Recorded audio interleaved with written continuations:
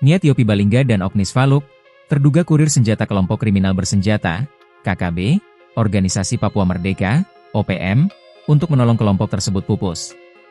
Pasalnya, keduanya dicegat oleh aparat TNI dan Polri di Pelabuhan Kota Jayapura, kemarin.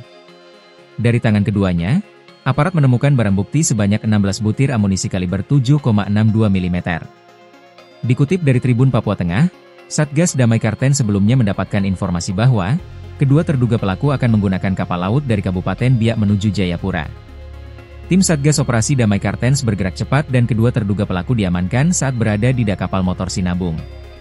Kepala Operasi Damai Kartens, Brigjen Pol Faizal Ramadhani mengatakan bahwa kedua pelaku saat ini tengah menjalani pemeriksaan intensif.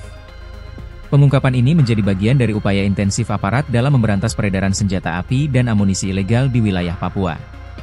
Sementara itu, Kepala Satuan Tugas Humas Ops Damai Kartens, Kombes Pol Yusuf Sutejo menegaskan bahwa masyarakat diminta terus mendukung aparat dengan memberikan informasi terkait aktivitas mencurigakan berpotensi mengganggu keamanan di Papua.